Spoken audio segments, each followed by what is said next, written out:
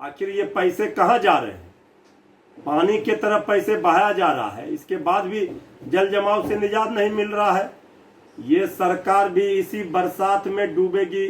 इसी बरसात में बिहार की सरकार भी डूब जाएगी। जी हाँ, ये दावा किया है आरजेडी के प्रवक्ता मृत्युंजय तिवारी ने। आपको बता दें कि जिस तरीके से मानसून की सक्रियता बिहार के अलग अलग जिलों में देखी जा रही है, लगातार झमाझम बारिश दर्ज की जा रही है और यही वजह है कि जल जमाव की परिस्थिति भी सामने आ रही है। अलग अलग जिलों की तस्वीरें हमने देखी। राजधानी पटना की बात करें तो जिस तरह से तस्वीर 2019 में सामने आई थी, सड़कों पर नाव चलाई जा रही थी, एनडीआरएफ एसडीआरएफ की टीमें तैनात थी, हेलीकॉप्टर से लोगों को फूड पैकेट्स दिए जा रहे थे। लेकिन इन सब के बीच बिहार सरकार की तरफ से, मुख्यमंत्री नीतीश कुमार की तरफ से, पटना नगर निगम की तरफ से ये दावे किए गए कि इस बार राजधानी पटना की यह स्थिति नहीं होगी। अगर बारिश होती भी है तो 2 से 3 घंटे में पानी की निकासी करा दी जाएगी। लेकिन बावजूद इस तरह की तस्वीर राजधानी पटना के हर एक इलाके से आई है। इतना ही नहीं, सबसे बड़ी चौंकाने वाली बात तो ये सामने आई कि डिप्टी सीएम के घर पर भी उतना ही जल जमाव था। अलग अलग राजधानी पटना के इलाकों की बात करें, राजवंशी नगर, पटेल नगर,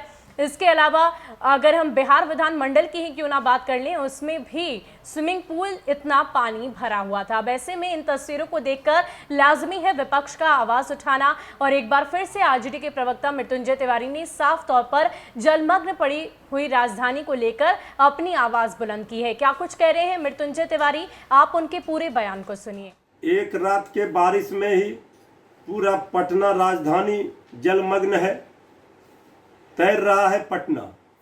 जिस तरह से करोड़ों अरबों रुपए खर्च हो रहे हैं कि पटना में जल जमाव नहीं होगा, सारे दावे किए जाते हैं सरकार की ओर से, लेकिन हर बार सरकार के दावों में हकीकत से कोई वास्ता नहीं रहता है।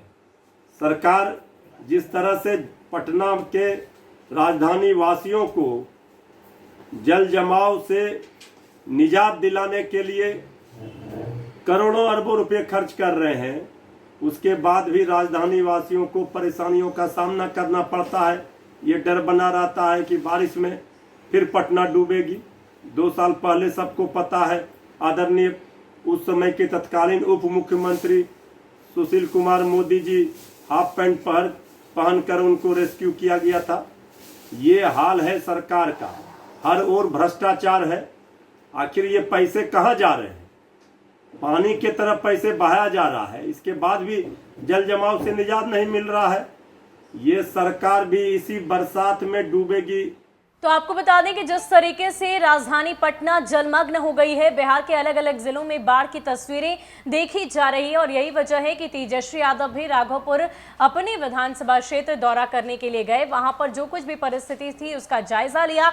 इसके अलावा बिहार सरकार को घेरने की कोशिश भी की। जी हाँ, राघोपुर से लौटते ही उन्होंने अपने सोशल मीडिया पर मुख्यमंत्री नीतीश कुमार और उनके मंत्रियों पर बड़ा आरोप लगाया, उन्हें भ्रष्टाचारी कहा और ये तक कहा कि मैंने पहले से ही चेतावनी दी थी कि बाढ़ और कटाव को लेकर क्या परिस्थिति है, किस तरीके से उस समस्या का समाधान किया जा रहा है, लेकिन इसको लेकर किसी भी तरह का जवाब नहीं मिला। और ऐसे में जब ये परिस्थिति आज सामने आई है, एक बार फिर से हर वर्ष की भांति तो सवाल उठाए जा रहे हैं। और अगर हम सरकार के बहने की बात करें, डूबने की बात करें, तो लगातार आरजेडी की तरफ से इस बात के दावे किए जा रहे हैं कि बिहार में सत्ता परिवर्तित हो जाएगी। इतना ही नहीं, खुद नेता प्रतिपक्ष तेजस्वी यादव ने लोगों से अपने विधानसभा क्षेत्र में कहा है कि आप घबराइए नहीं, अपने आप को स्थिर रखिए, कुछ ही दिनों में बिहार में सत्ता परिवर्तित होगी। हालांकि देखने वाली बात यह होगी कि इन लाख दावों के आगे सच्चाई क्या होती है, क्या हकीकत होती है, क्या वाकई बिहार में सत्ता परिवर्तित होगी